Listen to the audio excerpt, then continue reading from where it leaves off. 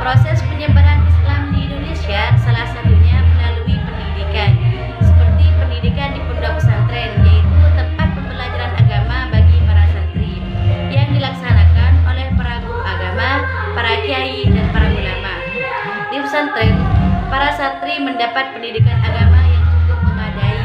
Setelah sekian lama belajar ilmu agama di pesantren, kemudian mereka memanfaatkan apa yang mereka peroleh di pesantren.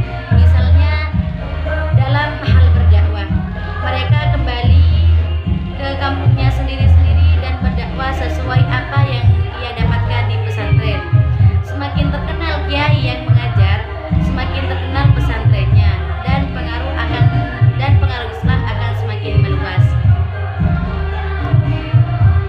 Penyebaran Islam di Nusantara dalam beberapa bidang. Yang pertama yaitu dalam bidang politik. Perkembangan Islam dalam bidang politik dapat dibedakan dengan 5 masa, yakni masa penjajahan, masa kemerdekaan, masa pemerintahan, dan masa pemerintahan di Orde Lama, dan masa reformasi. Bidang yang kedua yaitu dengan seni dan budaya. Di Indonesia memiliki kesenian Islam, namun dibandingkan dengan negara lain, Indonesia cukup tertinggal dalam hal bidang kesenian Islam. Misalnya di kerajaan Nahal ada Taj Mahal yang merupakan salah satu seni dari seni arsitektur. Masyarakat Islam di Indonesia memang menjadi pengikut bukan pemimpin. Namun demikian, Islam Indonesia membawa perubahan yang berkembang. Pendidikan pada masa kerajaan Islam di Nusantara. Proses pendidikan Islam Nusantara telah diselenggarakan pada masa kerajaan Islam pertama di Nusantara, yaitu diperlah pada tahun 840 sampai 1292 Masehi, dan kerajaan Sambrapasai pada tahun 1267 sampai 1521 Masehi. Hal ini diungkapkan oleh seorang ilmuwan dari Maroko yang berkelana ke berbagai negeri termasuk Indonesia, yaitu Ibnu Battuah. Proses pendidikan pada masa kerajaan Islam di Nusantara selain dilaksanakan di Pulau Sumatera, juga diselenggarakan di Pulau Jawa. Pendidikan Islam di Jawa dilaksanakan oleh para wali songo seperti Syekh Maulana Malik Ibrahim yang menyampaikan dakwah Islam melalui perdagangan dan pengobatan gratis dan memberi pendidikan tentang bertani. Selain itu, ada juga Sunan Ampel di Surabaya pada tahun 1443 Masehi. Dengan dakwahnya soal akidah dan ibadah, beliau berdakwah dengan metode pendekatan ke masyarakat. Dalam pengembangan proses pendidikan Islam, Sunan Ampel mendirikan pondok pesantren, dan masih ada lagi para tokoh atau ulama wali songo lainnya seperti Sunan Kudus, Sunan Bonang, Sunan Kalijogo, dan lain-lain yang menyebarkan Islam di Pulau Jawa.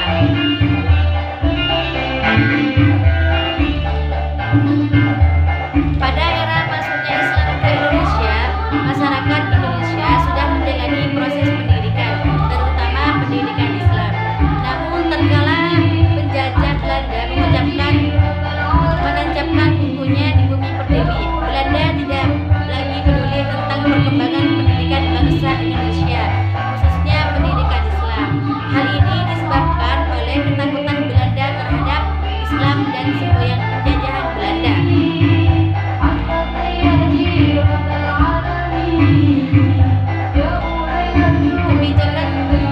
Kebijakan tersebut adalah membatasi para ulama atau kiai dalam pengajaran Islam dengan cara harus memperoleh izin dari pemerintah Belanda. Peraturan tersebut dibuat pada tahun 1925 Masehi. Pada tahun 1932 mengeluarkan peraturan serupa yang isinya tentang penutupan sekolah atau madrasah yang tidak mempunyai izin atau memberikan pendidikan atau pengajaran yang disenangi pemerintah. Yang ketiga, mengeluarkan peraturan dengan nama netral agama yang isinya bahwa Belanda bersikap tidak berpihak terhadap agama apapun dengan cara melarang adanya pendidikan agama di Belanda. Pendidikan atau sekolah gereja dijadikan sekolah pemerintah dan di setiap keresidenan didirikan satu sekolah Kristen. Hal ini merupakan bagian dari upaya Belanda untuk menghambat perkembangan pendidikan Islam di Indonesia. Menurut sejarah Islam, lembaga pendidikan madrasah pertama yang didirikan dengan model pembelajaran yang tersistem, yaitu pada masa pemerintahan dinasti Abbasiyah. Pada dinasti Abbasiyah, pendidikan Islam berkembang pesat. Perkembangan dibuktikan dengan berdirinya lembaga pendidikan madrasah formal. Pada masa itu, di dunia Islam telah melahirkan tokoh-tokoh Muslim yang ahli pada bidangnya masing-masing, seperti Rizal Al-Mulk, pendiri sekolah tinggi Islam pertama. Yang kedua, Ibnu Sina, ahli bidang kedokteran. Yang ketiga, Al-Ghazali, ahli ilmu kalam atau ahli ilmu tasawuf. Yang keempat, Ma'mun Ar-Rasyid, putra Khalifah Harun Ar-Rasyid, pelopor berdirinya perpustakaan umum. Yang kelima, Ibnu Khaldun, seorang sejarawan yang ahli bidang filsafat dan sosiologi. Yang keenam yaitu Abu Wafa, ahli matematika. Dan ketujuh, Al-Farabi, ahli di bidang seni musik dan filsafat. Dengan kehadiran tokoh-tokoh Muslim tersebut, dunia pendidikan Islam membuktikan bahwa Baghdad sudah mempunyai pusat pendidikan Islam atau lembaga pendidikan madrasah formal yang pertama di Indonesia.